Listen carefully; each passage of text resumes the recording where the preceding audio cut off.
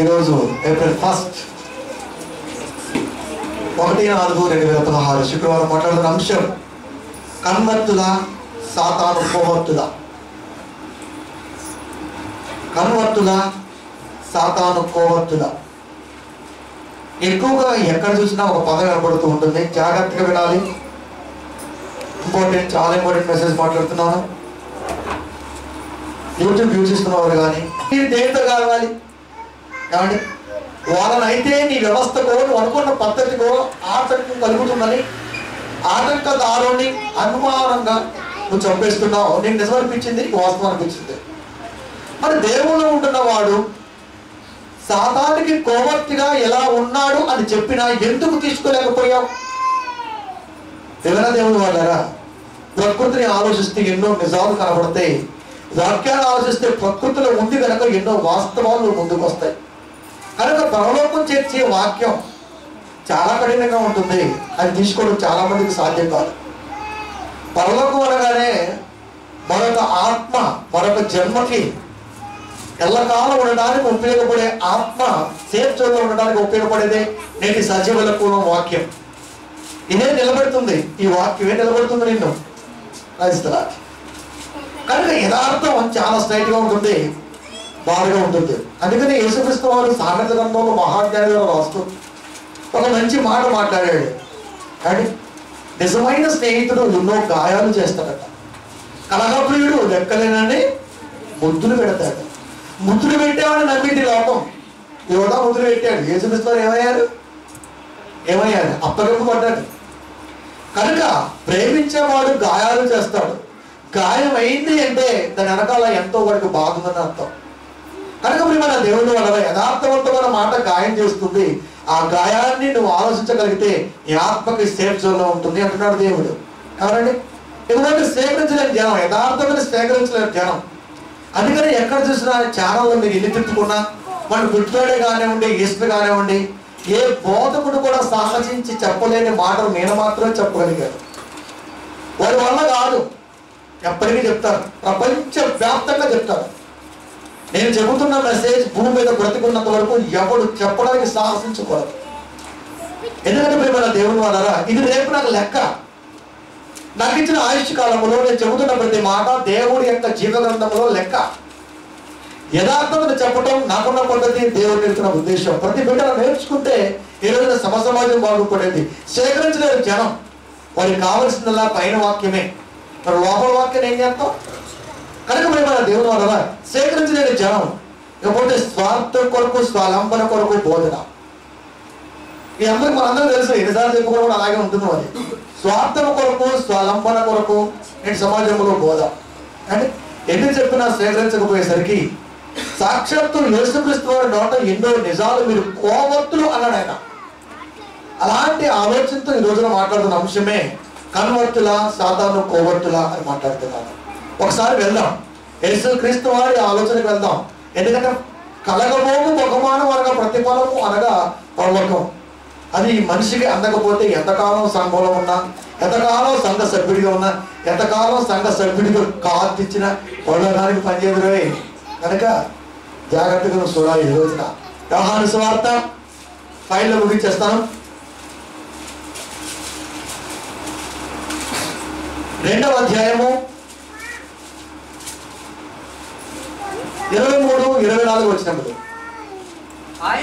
ఆయన యేసుక్రీస్తు వారు పస్కా పండుగ సమయమున యెరూషలేములో చాలా జాగ్రత్తగా చూద్దాం. ఈ రోజున ఇంపార్టెంట్, చాలా బాగా మాట్లాడుతున్నాను.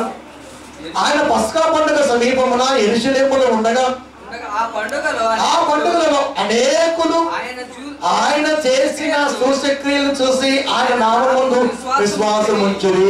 ఆయన చేసిన సూచక్రియలను చూసి, ఆయన చేసిన సూచక్రియలు చేసి ఆయన నామముందు విశ్వాసం ఉంచురి. ఈ రోజు కూడా సూచక్రియలు కానీ ఏదైనా కార్యక్రమాలు జరిగితే కానీ జనాలు ఎక్కువగా ఉంటారు అన్నది వాస్తవం. మనందరూ తెలుసు. ఎందుకు నమ్మారు దేవుడు అంటే ఏదో జరిగిందంటండి అక్కడ అంటారు. ఏం జరిగితే సంతోషపడతారు? ఆ రోజు కూడా నమ్మారు. సాక్షాత్తు యేసుక్రీస్తు వారు ఉన్న కాలం అది. భూమి మీద భౌతికంగా ఉన్నటువంటి యేసుక్రీస్తు వారి కాలంలో అనేకులు, ఒక్కల రాయల లెక్క, అనేకులు ఆ సంఘంలో లక్ష్యాన్ని చెప్తాడు. ఎందుకు సార్ పక్కన నాకు ఎంతనో తెలియదు, రాయల 1,00,000 కంటే ఎక్కువే. అనేకులు ఆయన చేసిన సూచక్రియలను చూసి ఆయన చెప్పిన వాక్యాన్ని విని అన్నట్టు బాగుండేది. వాక్యాన్ని విని మేము దేవుడిని నమ్మామండి అన్నవాళ్ళు తక్కువ. ఎప్పటికీ అప్పటికి ఎప్పటికీ వాక్యాన్ని నమ్మి మేము దేవుని యందు పరిపూర్ణంగా ఉన్నామండి అన్న చెప్పిన వాడు కనబడ్డావు. ఏదో జరిగిందట అన్న ఆలోచన, వెలుచూపు విశ్వాసం అన్నాడు ఆ పదాన్ని దేవుడు. వెలుచూపు విశ్వాసం. కనుక వాక్యాన్ని విశ్వసించి మేము దేవుణ్ణి నమ్మామండి అన్నవారు మీకు సాక్షులు ఎక్కడ కనపడరో చెప్పడానికి కూడా ముందుకు రారు. సూచక్రియలు జరగాలి, మహత్కార్యాలు జరగాలి, ఏదైనా ఉపయోగపడేది జరగాలి. అంటే నీకు ఉపయోగపడేది జరుగుతుంటే దేవుడు నమ్ముతావు. నువ్వు ఎవరు నమ్ముకున్నాడు? చర్చికి ఎవరు నమ్మని అడిగాడు దేవుడు. 1-12 విషయాలు. నా ఆవరణము తొక్కుటకు మిమ్మల్ని రమ్మన్నవాడు ఎవరు? కానీ అనేకులు చూసి ఆయన నామమందు విశ్వాసం వచ్చింది. అయితే యేసు అందరినీ ఎరిగిన వాడు కనుక ఆయన తన్ను వారి వశము చేసుకునలేదు, ఆయన వారి వశము కాలేదు. యేసు నీ వశము కావాలంటే లోపల వాక్యం ఉండాలి. యేసును ప్రార్థిస్తే ఏదైనా కుటుంబానికి న్యాయం జరగాలంటే వాక్యం నీలో ఉండాలి. మండే అగ్ని ఉండాలి నీలో, అప్పుడే న్యాయం జరిగింది. చర్చికి వచ్చినంత మాత్రం జరగదు.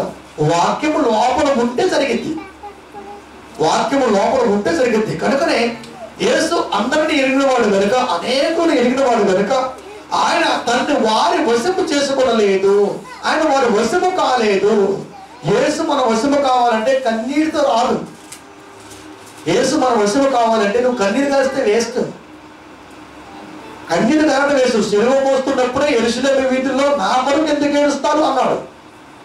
మీ కొరకే ఏడవండి, రాబోతున్న రోజుల్లో నీకు వాక్యం అందదు.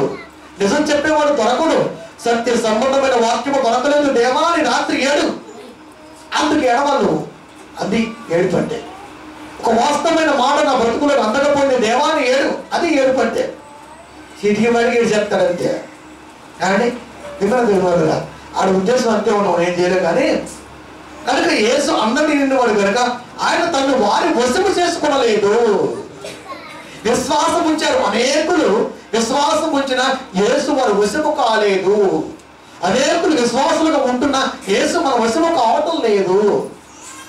వాక్య యథార్థం అండి, వాక్యం చాలా యథార్థం. కనుక విశ్వాసం ఉంచి ఆయన యేసు వారి వశము కాలేదు.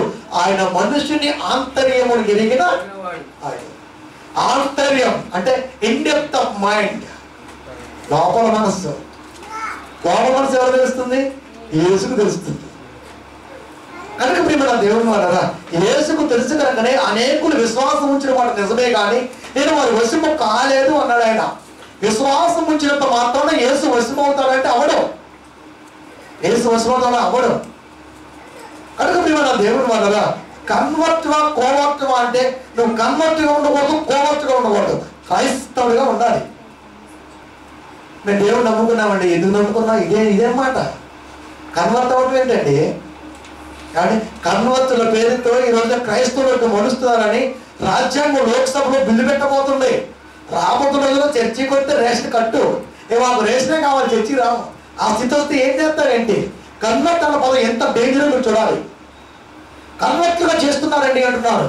హిందువులు కాస్త క్రైస్తవులుగా మారుస్తున్నారని, మిగతా వాళ్ళకు కూడా క్రైస్తవులుగా మారుతున్నారని, ఇలాంటి ఎన్నో దురుద్దేశాలు ఈ రోజున వృద్ధబట్టి ప్రభుత్వం కూడా ముందుకు వచ్చి లోక్సభలో బిల్లు పెట్టడానికి సిద్ధపడుతుంది. లోక్సభలో బిల్లు పాస్ అయితే చర్చిల్లో సంఘాల్లో పిల్లలు కనపడదు ఇంకా. ఎందుకంటే రేషన్ కట్ట ఉంది, ఇల్లు కట్ట ఉంది, బోర్డు కట్టేది. ఇంకెందుకు దేవుడు? కన్వర్ట్ అంటే అంత డేంజర్. ఈ పదాన్ని కనిపెట్టింది ఏ పాస్టర్ కానీ ప్రియమైన దేవుని వాళ్ళరా, వాడు భయంకరానికి ఆదర్శం. కన్వర్ట్ కాదరా, మనం పుట్టుకతోనే దేవుని పిల్లలు, పుట్టుకతోనే దేవుని గర్భాన్ని వచ్చేటువంటి వారము. 17-26 పుస్తకాలు యావత్ భూమి మీద కాపురుటకు ఒకరి నుండి ప్రతి జాతి మనుషులు సృజించి దేవుడి నుండి వచ్చిన వాడు కన్వర్ట్లేంటి? మళ్ళా నేను తెలవాలం అండి. వాడు అంటాడు, తెగవాడు పక్కనే ఉన్నాడు, అది చెప్పుకుంటాడు కులాల పేరుతో ఈరోజు సంఘాలు. కానీ పేరు పక్కన తోకలు పలానా అని క్రైస్తవుని పెట్టుకున్నాడు. ఎవడో కూడా పలానా అని పెట్టుకుంటున్నాడు. ఇలాంటి దౌర్భాగ్యం వాడిని ఎలా గుర్తుపట్టాలి? పోవకంటే ఈడే మరి ఇలాంటి వాడిని చూపించాలి. నేను తెలగోలండి అంటాడు. తెలగోడైతే ఏంటి, ఎవడైతే ఏంటి అంటే కులాలు ఏంటిరా? కులాలతో సంఘం ఏంటిరా? అంటే ఏమైనా దేవుడు వాడారా? ఎవరైనా సరే వాక్యం దగ్గర కష్టమేనండి, బతకడం కూడా బతకచ్చు కూడా. కనుక వశము కాలేదు అన్నాడు దేవుడు. అందరి ఆంతర్యం ఎరిగిన వాడు యేసుక్రీస్తు వారు. అంటే హృదయాలోచన ఎరిగిన వాడు కనుక కాలేదు అన్నాడు. అనేకులు అన్నాడు. అనేకులు అంటే గొప్పవారు, బోధకులు అందరూ ఉంటారు. అనేకులు ఉన్నాడు. అనేకులు అందరూ ఉన్నారా? ఉన్నాడు. అందరిలో అధికారి కూడా ఉన్నాడు. ఈయన అప్పటికే అయ్యగారు. ఇప్పుడు నేను రంగు తీస్తాను చూడండి బయటికి. అంటే చాలాసార్లు చెప్పాను కదా, కానీ ఇప్పుడు ఈ టైంలో చెప్పను. ఇప్పుడు చెప్తా చూడండి. చాలాసార్లు వినుంటాం ఆ వాక్యాన్ని. నికోదేము గారి గురించి మనందరూ తెలుసు. ఇప్పుడు అనేకులు అన్నాడు. అనేకులు ఆయన చేసిన సూచక్రియలు చూసి ఆయన ఎందుకు విశ్వాసం వచ్చి అలాంటి వాళ్ళు ఈయన కూడా ఉన్నాడు. ఈయన కూడా ఉన్నాడు. ఇప్పుడు ఈయన ఉద్దేశం ఒకసారి బయట తీసుకుంటాం. యేసుక్రీస్తు వారు అందరి మనస్సు ఎరిగిన వాడు కనుక వాడు వశము కాలేదు అన్నాడు. ఇప్పుడు అధికారి కూడా ముందుకు వచ్చి ఆయన అప్రిషియేట్ చేస్తున్నాడు. ఏమనంటే అదే యోహాను సువార్త 3వ అధ్యాయము 1 నుండి 4 వరకు చూడగలిగితే, యూదుల అధికారి అయిన నికోదేమును పరిశోధకుడు ఉండెను. అతడు రాత్రి యందు యేసుక్రీస్తు వారి యొద్దకు వచ్చి, బాగా చూడండి, ఆ పదాన్ని అండర్లైన్ చేసుకోండి. బోధకుడా, నీవు దేవుని యొద్ద నుండి వచ్చిన బోధకుడు అని మేము ఎరుగుదుము. అండర్లైన్ చేసుకోండి. అంటే ఈ పదాన్ని అండర్లైన్ చేసుకోవాలి. నికోదేము గారు అంటున్నారు, పెద్ద బోధకుడు, యూదుల అధికారి. యూదులకి పండగ ఏనే పెద్ద పండగ అంటే పెద్ద ఉందంటాడు. కానీ చర్చిలో పండగ వాతావరణంలో పెద్దనే ఉంటారు. అప్పటివరకు సంఘంలో కనపడతాయి అయ్యగారికి. పెద్దలు ఎప్పుడు వస్తారు కదా చర్చిలోకి? పండుగ వచ్చినప్పుడు. ఇప్పుడు మీటింగ్ వెళ్తారు, బోర్డు మీటింగ్ లోపల, బోర్డు మీటింగ్. కానీ ఇప్పుడు అయ్యగారి దగ్గరకు వచ్చి ఏం చేద్దాం అయ్యగారు అంటాడితే ఎప్పుడు రాదు చర్చికి, సంఘం పెద్దగా ఉంటాడు. ఇప్పుడు అయ్యగారు కూడా ఇలా మాట కాదా, లేకపోతే మన రాజకీయాలు చెప్తారు. మళ్ళా సంఘ పెద్దలు చూడండి, ఊళ్ళో గ్రామాల్లో సంఘ పెద్దలు పెద్దగా చర్చిలో ఉండరు. అంత సల్ల పండగనే ఉంటారు. పండగ వాతావరణం వస్తే వీళ్ళే ముందు ఉంటారు. పండగ ఏం చేద్దాం, వీళ్ళు సహకరిస్తే అయ్యగారు చెప్పాలి. అయ్యగారు చెప్పింది ఏవా పెద్ద కదా, మరి పెద్ద మాట వినాలి కదా. పెద్ద అంటేనే అయ్యగారు రా సోదరా, పెద్ద అయినా నేను ఎప్పుడున్నమాట 3వ యోహాను. పెద్ద అయిన నేను ఏర్పరచబడిన నమ్మకానికి పేతురు గారు మాట్లాడుతున్న మాట పెద్ద అంటే అయ్యగారు. సరే, ఆ విషయం తర్వాత మాట్లాడదాం. యూదుల అధికారి నికోదేమును పరిశోధకుడు ఉండెను. అతడు రాత్రి యందు యేసు యొద్దకు వచ్చి, బోధకుడా, నీవు దేవుని యొద్ద నుండి వచ్చిన బోధకుడు అని మాకు తెలుసు. మాలాంటి బోధకుడికి తెలుసు. బోధకుడా, నువ్వు దేవుని యొద్ద నుండి వచ్చిన బోధకుడు అని మా అందరికీ తెలుసు. కానీ ఎంత మంచిగా మాట్లాడారు చెప్పండి, ఎంత మంచిగా ఉందో పదం. దేవుని యొద్ద నుండి వచ్చిన బోధకుడు అని మాకు తెలుసు, మేము ఎరుగుదము. దేవుడు అతనికి తోడై ఉంటేనే కానీ నీవు చేయుచున్న సూచక్రియలను ఎవడును చేయని ఆయనతో చెప్పిను. నువ్వు చేసే సూచక్రియలు దేవుడు తోడుగా ఉండగలగానే చేయగలుగుతున్నావు తప్ప ఎవడు చేయలేడు. నువ్వు దేవుడి నుంచి వచ్చావు. ఎంత గొప్పగా చెప్పాడంటే, ఎంత గొప్పగా చెప్పాడు. ఇప్పుడు యేసుక్రీస్తు ఏమనాలి? యేసుక్రీస్తు వారు, యూదుల అధికారి, నిజంగా నువ్వు చాలా గొప్పడు అయ్యా, ఇంత గొప్పగా నన్ను అర్థం చేసుకున్నావు, రానాయన నీకు దండేస్తాను అన్నాడా? ఎందుకంటే పైన చెప్పాడు 2:24 ఆయన మనుష్యుని ఆంతర్యమును ఎరిగిన వాడు అన్నాడు. ఆయన మనుష్యుని ఆంతర్యము, ఒక మనుషుని ఆంతర్యం యేసుక్రీస్తు వారికి తెలుసు. వాక్యం బట్టపై ఓపెన్. ఇప్పుడు యూదుల అధికారి నికోదేము కూడా యేసుక్రీస్తు వారి దగ్గరికి రాత్రిపూట వచ్చి, నువ్వు దేవుని యొద్ద నుండి వచ్చిన బోధకుడు అని మేము ఎరుగుదుము. నేను ఎరుగుదును కాదు, మేము ఎరుగుదుము అంటే మాలాంటి అయ్యగారికి తెలుసు అన్నాడు. ఆయన కలుపుకున్నాడు. కలుపుకున్న తర్వాత మాట్లాడుతున్న మాట ఏంటయ్యా అంటే, దేవుడు అతనికి తోడై ఉంటేనే కానీ నీవు చేయించున్న సూచక్రియలను ఎవడును చేయలేడు. దేవుడితో ఉంటే తప్ప సూచక్రియ ఎవడూ చేయలేడు. ఈ పదాన్ని పట్టుకున్నారంటే మనోళ్ళు, దేవుడు మాకు తోడుగా ఉన్నాడు కనుక మేము కూడా సూచక్రియ చేస్తున్నాం అనడంతే. రిఫరెన్స్ వల్ల వాడేసుకున్నారండి. కిందకి రాడు, పైకి పోడు. మళ్ళా దేవుడు తోడుగా ఉంటే తప్ప సూచక్రియలు ఎవడూ చేయలేడు. సూచక్రియలు చేస్తున్నామంటే దేవుడు తోడుగా ఉన్నాడు కనుక సాక్షాత్తు మేము దేవుని యొక్క పిల్లము. సూచక్రియ ఎవరు చేస్తారు? దెయ్యాలు కూడా చేస్తాయి. తెలుసా నీకు? దెయ్యాలు కూడా నీకులాగే నమ్మి వణుకుతున్నాయి. నువ్వు కూడా నమ్మి సంఘంలో వణుకుతున్నావు. దెయ్యాలు కూడా వణుకుతున్నాయి. నీకు దేనికి ఏంటి తేడా? దెయ్యాలు కూడా సూచక్రియలు చేస్తున్నాయి. దేవుని పిల్ల కూడా సూచక్రియలు చేస్తారు. వారికి నీకు ఏంటి తేడా? ఈక్వల్గా ఉంటుంది కదా సమాజం. మరి తేడా ఏంటి? అక్కడ ఉన్న తేడా ఇక్కడే ఉంటుంది.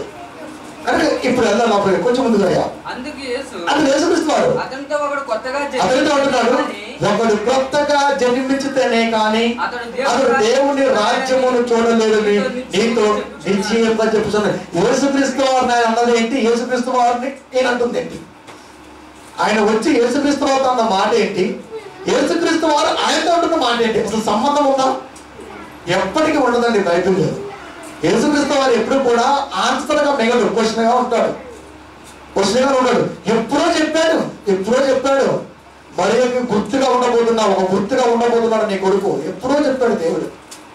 ప్రశ్నార్థకంగా ఉంటాడు యేసుక్రీస్తు వారు, జవాబు దొరకనివ్వడం. కనుక అప్రిషియేట్ చేసినప్పుడు, అభినందించవలసినప్పుడు అంటున్న మాట. అందుకు యేసు ఒకడు కొత్తగా జన్మించితేనే కానీ అతను దేవుని రాజ్యమును చూడలేడు. దేవుని ఎద్దు నుండి వచ్చిన బోధకుడు పొగిడిపోవాలి కానీ మళ్ళా ఆయన ప్రశ్నగా మిగిలిపోయాడు ఏంటండి? వాక్యం అంటే అలాగే ఉంటుందండి. ఎందుకంటే మనుషుడి ఆంతర్యం కలిగిన వాడు ఎప్పుడు ఆన్సర్ ఇవ్వడం, ప్రశ్నగానే ఉంటాడు. ఆన్సర్ వాడే తెలుసుకోవాలి. చచ్చిపోయేంత వరకు ఆన్సర్ వాళ్ళనే ఉండాలి. ఆన్సర్ చెప్పడైనా ఆన్సర్ చెప్పేవాడు కాదు యేసుక్రీస్తు వారు. కనుక ఒక కొత్తగా జన్మించితేనే కానీ అతడు దేవుని రాజ్యమును చూడలని నీతో నిశ్చయం చెప్పుచున్నాను అన్నప్పుడు, మరి ఈ బోధకుడు అన్న మాట, ఇందాక అన్న మాట ఏంటంటే ప్రారంభంలో రాత్రి వద్దకు వచ్చి దేవుని ఎద్దు నుండి వచ్చిన బోధకుడు అని మేము వెలుగుతాము, దేవునికి తోడుగా ఉండడానికనే అనేకమైన సూచనలు చేస్తున్నాం అన్న పదాన్ని వాడాడు. ఇప్పుడు యేసుక్రీస్తు వారు ఏ మాట అన్నారు? ఇప్పుడు ఆ పదాన్ని వాడిన ఆయన వెనక్కి జారి మాటున్న మాట ఏంటంటే, అందుకు నికోదేము ముసలివాడైన మనుషుడు ఎలాగో జన్మింపగలడు, రెండవ వారు తల్లిదండ్రుల ముందు ప్రవేశించి జన్మింపగలడా అని ఆడున్నాడు కదా. దేవుని ఎదురు వచ్చిన బోధకుడికి ఇది సాధ్యం కదా? ఎన్నో సూచనలు చేసిన దేవుడికి ఇది సాధ్యం కదా? రెండవ మారు మళ్ళా పంపగలడు. వంటె సూటి బెద్దములు దూరుతుంది, ధనవంతుడు పరలోక రాజ్యంలో చేరడు అన్నాడు దేవుడు. సూటి బెద్దలో వంటె ఆడవస్తుంది చూడరా అంటే యేసుక్రీస్తు అన్నాడు అనుకో. ఇప్పుడు నీకు ఎలా అర్థం ఆ మాట? సూటి బెద్దలో వంటె దొరుకుతా, ఇది అసాధ్యమేనా? అసాధ్యమే. ఎందుకంటే జైన్స్ ఉంటాయి కదా, జైన్స్ ద్రవరూపంలో ఉన్నప్పుడు సూటి బెద్ద నుంచి సారిపోతుంటుంది. అంతే, దానిలో ఆత్మ ఉంటుంది. మానవుడి ఒంటిలో కలిగి ఉన్న జీన్స్ తల్లిగర్భంలోకి పోకముందు అది ఒంటి సూటి బెద్ద నుంచి జారిపోతుంది. అంత జ్ఞానాన్ని వాడు యేసుక్రీస్తు వారు. ఆత్మ కూడా అనుకుంటున్నాడు. భార్య భర్తల కలయికలో ప్రాణం ఎలా వెళ్ళిపోయింది? జీన్స్ రూపంలో వెళ్ళిపోయింది. దాంట్లో అప్పటికే ప్రాణం ఉంది. 3 నెలలు దాటిపోయిన తర్వాత కానీ ఏర్పడదు ప్రాణానికి రూపం. అప్పటిదాకా నీరు లా ఉంటుంది, గౌరవంగా ఉంటుంది. కానీ వంటే సూటి బెచ్చంలో చూడుతుందంటే ఇది ఒక జీన్స్ జారుతుంది, జీన్స్ వెళ్ళిపోతుంది. కానీ పరలోక రాజ్యంలో మాత్రం తమకు చేయడం ఇది జ్ఞానం. మరి ఎక్కడ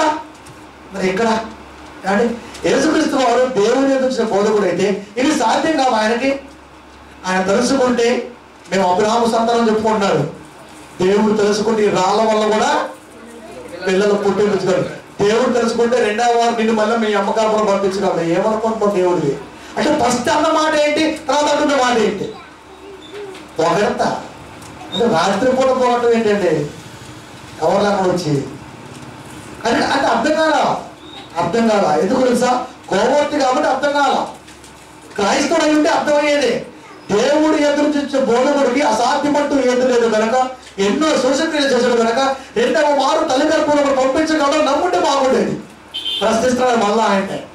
రెండవ మారు ముసలివాడైన నేను రెండవ మారు తల్లిదండ్రులు ఎలా వెళ్ళగలను? యేసుక్రీస్తు సృష్టిస్తూ అన్నమాట. అయ్యా నీ నామాన దెయ్యాలు ఎందుకు వెళ్ళలేకపోతున్నాయి అన్నప్పుడు అల్ప విశ్వాసులారా అంటే విశ్వాసులే కాదు, అల్పం లేని వాడు, విశ్వాసం లేనివాడు అల్ప విశ్వాసి. నా ఎందుకు నమ్మిక ఉంచి నువ్వు గద్దిస్తే పోవా అన్నాడు ఆయన. అంటే యేసు యందు నమ్మిక ఉంచి వాళ్ళు చేయలేదా?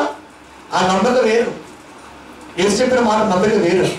అంటే యేసుక్రీస్తు వారు తెలుసుకుంటే తల్లి గర్భంలోకి రెండవ వారు కూడా పంపించగలడు. రాళ్ళ వల్ల పుట్టింపగలిగినప్పుడు రెండవ వారు తల్లి గర్భంలోకి పంపించగలడు. అయితే నీకు అర్థమైన మాట ఏంటి? నీకు అర్థం కాదు కూడా. ఎందుకంటే మన దేవుని వల్లగా వంశపారంపర్యంగా వచ్చేది కాదు ఈ బోధ. అంటే మా నాన్న పాస్టర్ అంటే నువ్వు పాస్టర్ ఏంటి? మీ నాన్న పాస్టర్ కావచ్చు, నువ్వు పాస్టర్ అవ్వాలి కదా.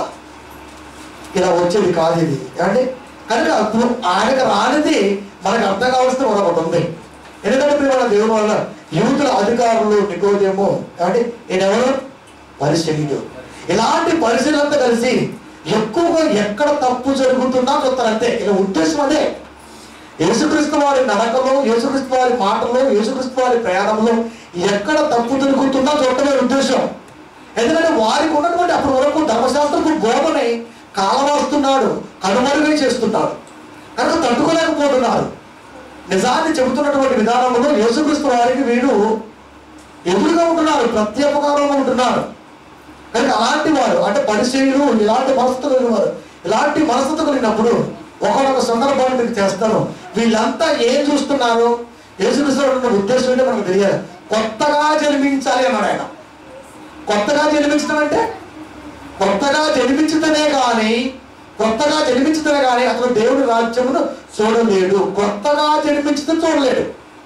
నువ్వు కొత్తగా జన్మించడం అంటే కానీ ఈ పరిచయులకి, శాస్త్రులకి, అధికారులకి యేసుక్రీస్తు వారు ఎప్పుడు కూడా అంటే ఒక కలికితరాయిగా మిగిలిపోయాడు, ఆటంకకారిగా ఉన్నాడు. అలాంటి సందర్భాన్ని మీకు పరిచయం చేస్తాడు. మార్కు సువార్త 7వ అధ్యాయము 1 నుండి 9 వరకు చూడగలిగితే, యెరూషలేము నుండి వచ్చిన పరిసయ్యులను శాస్త్రులు కొందరు ఆయన యొద్దకు కూడి వచ్చి ఆయన శిష్యులలో కొందరు అపవిత్రమైన చేతులతో అనగా కడగని చేతులతో భోజనము చేయుట చూసిరి. దొరికింది ఛాన్స్. యెరూషలేము నుండి వచ్చిన పరిసయ్యులను శాస్త్రులు కొందరు యేసు యొద్దకు కూడి వచ్చి ఆయన శిష్యులు కొందరు అపవిత్రమైన చేతులతో అనగా కడగని చేతులతో భోజనము చేయట చూసిది. కడగని చేతులతో చేస్తే వాడికి ప్రాబ్లం అయింది, నీకేంటి ప్రాబ్లం? చేతులు ఎక్కువ అనదండి తప్ప. ఏమండి చాలాసార్లు ఏదన్నా పని ఫాస్ట్గా ఉన్నప్పుడు ఒకసారి పైన అలా కడిగేస్తాం, ఒకసారి కడగ కూడా కడగం. ఎఫెక్ట్ పడితే వాళ్ళకే పడింది. వీళ్ళకేంటి యేసుక్రీస్తు వారి దగ్గరికి వచ్చి ఏం దొరికిందని చూశారు. చివరికి శిష్యులు చేతులు కడుక్కోకుండా ఎంటున్నారు, అది దొరికేసింది. ఎందుకంటే మోష ధర్మశాస్త్రం ప్రకారం ఎవడైనా కానీ బయటికి వెళ్ళి ఇంట్లోకి వచ్చినప్పుడు నీళ్ళు ఎత్తు చదువుకోవాలి, కాళ్ళు శుభ్రం కడుక్కోవాలి. మనకున్న రోగం కూడా అదే, కడుక్కోవద్దని కాదు, కడుక్కోవడం మంచిదే. వాడికంటే ముందు ఇంకోటి కడుక్కోవాలి, అప్పుడు బాగుంటుంది. పైపైన కడుక్కోవడం ఏముందిలే కానీ అదంతా అందరూ చేస్తారు. మనకున్న ఉద్దేశం ఏంటంటే బయటికి నుంచి ఇంట్లోకి రావడం. ఫస్ట్ అక్కడ కాళ్ళగా వేసుకుంటాం, మొక్కలు చూసుకుంటాం, వాళ్ళు ఇసారు అంతే, అయిపోయింది, శుభ్రం అయిపోయింది అనుకున్నాడు అంతే. కానీ కడగవలసినది ఆంతర్యాన్ని కడుపులేకపోయాడు. ఎందుకంటే మనుషుల మనసు ఎరిగినవాడు యేసుక్రీస్తువాడు. మనుషుల మనసు ఎరిగినవాడు కనుక ఆయన దగ్గర ఏం దొరికిందన్నప్పుడు దొరుకుతుంది. వాళ్ళకి చేతులు కడుక్కోకుండా భోజనం చేయడం చూసి పరిసయ్యులను యూదులందరూ పెద్దల పారంపర్యాచారమును బట్టి చేతులు కడుక్కుంటేనే కానీ భోజనము చేయరు. యూదులు కానీ పెద్దలు కానీ అధికారులు పరిసయ్యులు కానీ యూదులందరూ కానీ పెద్దల పారంపర్యాచారమును అనుసరిస్తున్నారు. చేతులు కడుక్కుంటే తప్ప భోజనం చెయ్యరు. ఇది ఆచారం. మంచిదే కాదట్లా, ఆచారాలు మంచియే, కానీ పాటించేటప్పుడు కొంచెం ఆలోచిస్తే మంచిది. ఆచారం తప్పబట్టే ఉద్దేశం మాకు లేదు, కానీ ఆచారం పాటిస్తున్నప్పుడు ఒకసారి ఆలోచించి పాటించు. అది చెబుతున్నాడు యేసుక్రీస్తు వారు కూడా. చూచని చదివా. మరియు వారు సంత నుండి వచ్చినప్పుడు నీళ్లు చల్లుకుంటున్నా కానీ భోజనము చేయరు. ఇల్లుగాక గిన్నెలను కుండలను ఎత్తడి పాత్రలను నేలల్లో కడుక్కోవడం మొదలు అనేకమైన ఆచారాలు మనకి ఉన్నాయి. ఇప్పుడు వారు చేసే మనం కూడా కడుక్కుంటాం. ఇక్కడ ఉద్దేశం కడుక్కోవద్దని కాదు, ఇక్కడ ఉద్దేశం గిన్నెలు లేకుండా నేల కడగొద్దని కాదు.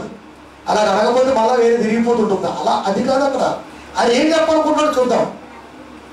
అది ఆచారం అన్నాడు, పెద్దల ఆచార్యం. సంతకెళ్ళి బయటకు వచ్చేటప్పుడు శుభ్రంగా ఇంట్లోకి రావటం అన్నది ఉత్తమం. యేసు నువ్వే ఇల్లు ఉన్నప్పుడు యేసు ఇంట్లో ఎలా ఉండాలో తెలుసుకోలేకపోయాడు ఈయన. మన ఇంట్లో శుభ్రంగా వస్తున్నాం, మరి ఈ ఇల్లు శుభ్రంగా ఉంటేనే యేసు వస్తాడు. నువ్వు నీ ఇంట్లోకి రావాలంటే శుభ్రంగా ఉండాలి, లేకపోతే అమ్మో నానో పిల్లలు కళ్ళకి రాబో అంటారు. అప్పుడు మళ్ళా వెనక్కి కడుక్కొని వస్తావు. వాళ్ళకు డిస్టర్బెన్స్గా ఉండొచ్చు. ఇప్పుడు ఇది శుభ్రంగా లేకపోతే ఆయనకు డిస్టర్బెన్స్ గా ఉంది. ఇది డిస్టర్బెన్స్ అయినా పర్వాలా, ఇది డిస్టర్బెన్స్ కాకూడదు. ఆ ఇంటిలోకి, నువ్వు కట్టుకున్న ఇంట్లోకి పెద్దల పారంపర్యాచారం చొప్పున శుభ్రంగా ఉంటున్నావు. యేసు కట్టుకున్న ఇంటిలోకి యేసు వాక్య చొప్పున శుభ్రంగా లేకపోతున్నావు. అంటే పెద్దల ఆచార్యం మోషే ధర్మశాస్త్రం ప్రకారం రాయబడిన మాటలు నీవే కనుక ఇక్కడ రెండు మాట చూడండి. అప్పుడు పరిచయలను శాస్త్రము నీ శిష్యులందుకు పెద్దల పారంపర్యాచారం చొప్పున నడుచుకొనక అపవిత్రమైన చేతులతో భోజనము చేయుదురు. నీ శిష్యులు పెద్దల పారంపర్యాచారాన్ని ఎందుకు పాటించట్లేదు? పెద్దల పారంపర్యాచారాన్ని పాటించట్లేదు ఎందుకు అని అడిగారండి.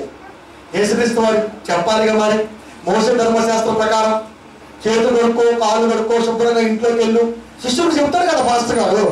ఇప్పుడు నా పక్కన పిల్లకి ఏం చెప్తానో వాళ్ళకి తెలుస్తూ ఉంటుంది. కానీ వాళ్ళకి అర్థమవుతూ ఉంటుంది ఏం చెప్తావు, ఏం చేస్తూ ఉంటారు. యేసుక్రీస్తు వారు ఏం చెప్తారు వాళ్ళకి అర్థం కదా. యేసుక్రీస్తు వారు ఎప్పుడు ఈ మాట చెప్పలేదా? ఎప్పుడు చెప్పలేదండి.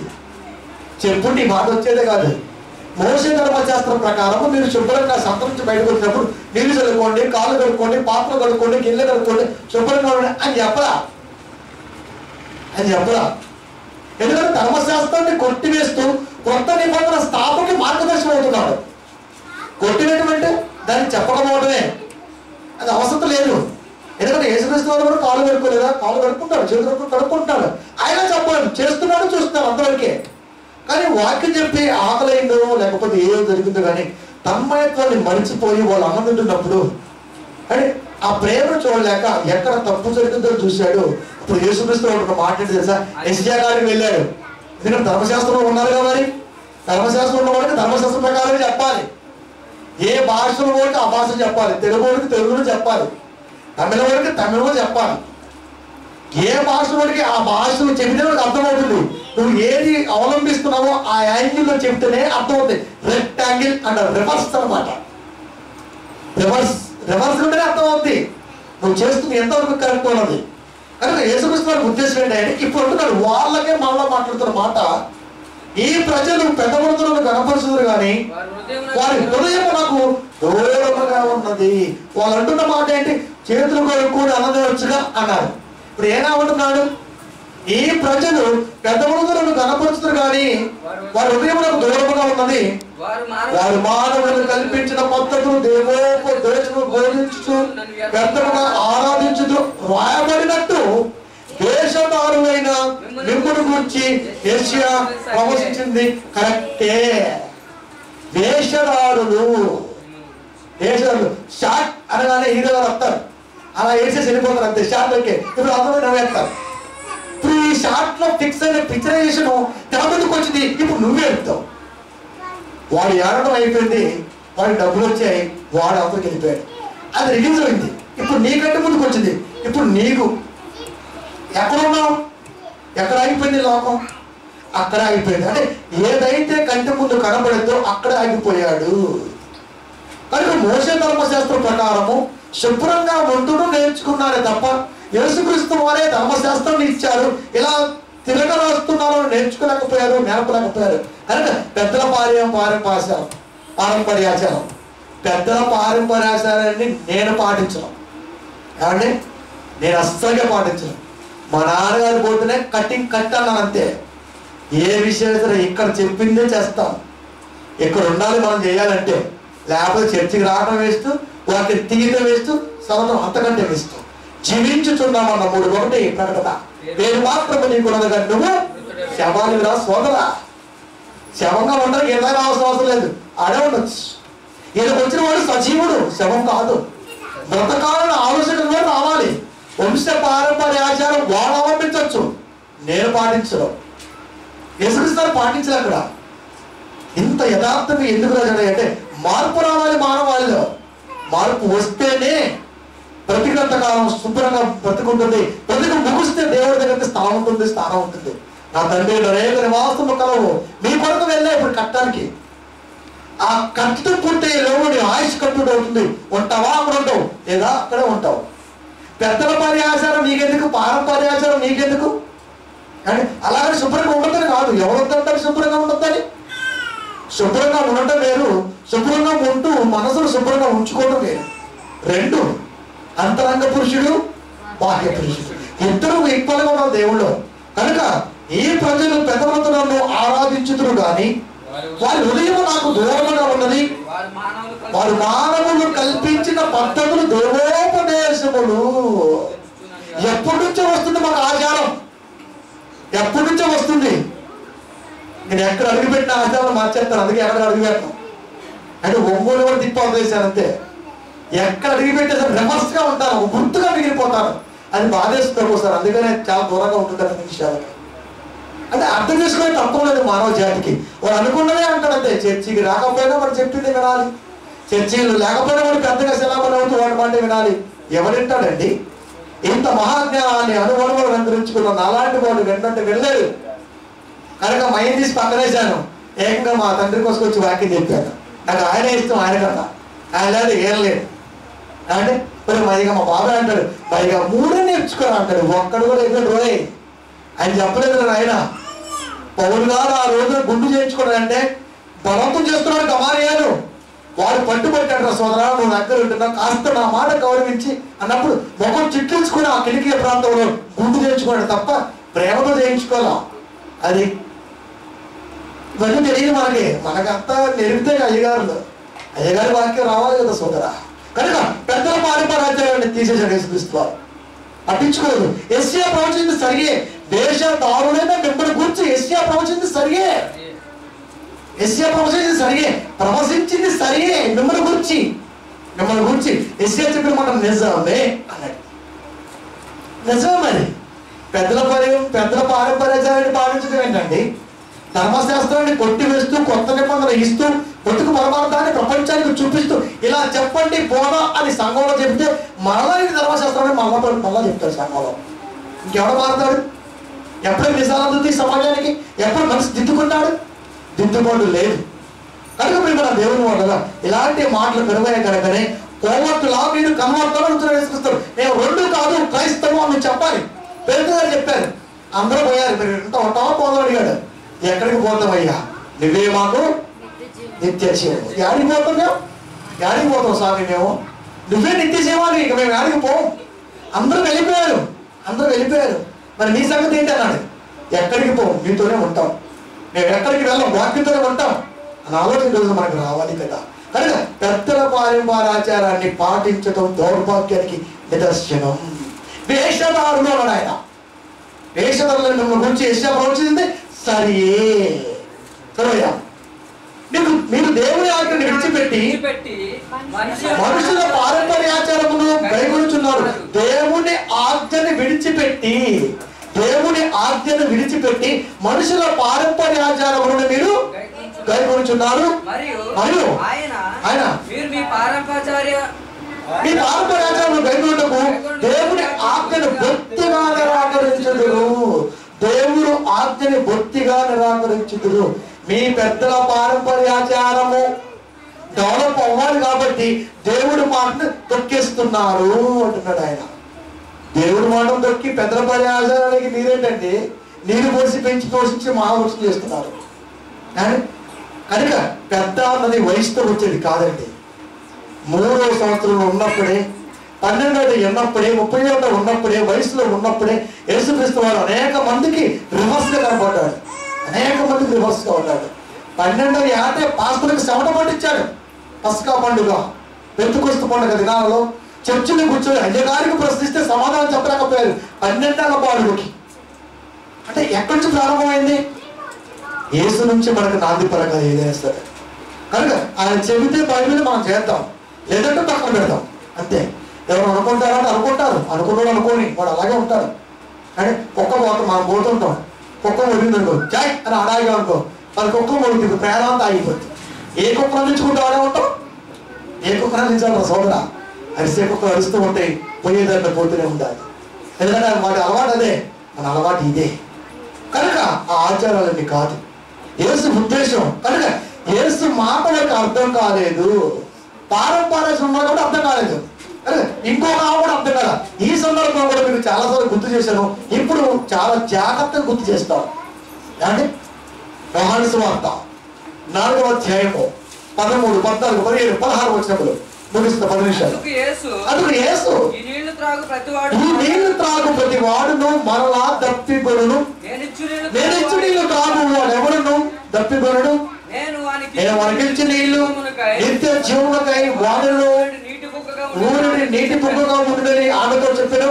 ఆ స్త్రీ ఆయన చూసి, అయ్యా నేను దప్పిక ఉండకుండా ఉండాలన్నా, చేదుకోవడానికి ఇంత దూరం రాకుండా ఉండాలన్నా ఆ నీళ్లు నాకు దయచేయి.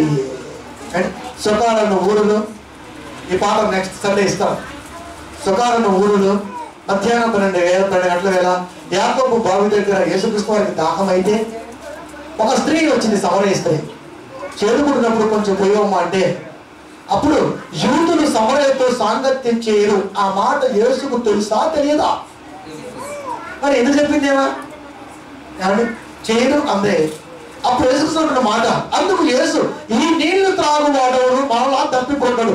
నువ్వు యాకోబు బావి నుంచి చేదు నీళ్లు ఎవరికి పోసినా మళ్ళా తప్పిపోతుంది. దానికి నేనిచ్చు నీళ్లు త్రాగువాడు ఎప్పుడు తప్పిపోయాడు. ఆసక్తిగా ఉంటుందండి, ఆసక్తి ఉంటుంది. నువ్విస్తే తప్పుకోవద్ది, నేనిస్తే తప్పుకోవద్దు. నేనిచ్చు నీళ్లు నిత్య జీవమునకై వారిలో ఊరిని నీటి బుగ్గగా ఉండును అని ఆమెతో చెప్పాను.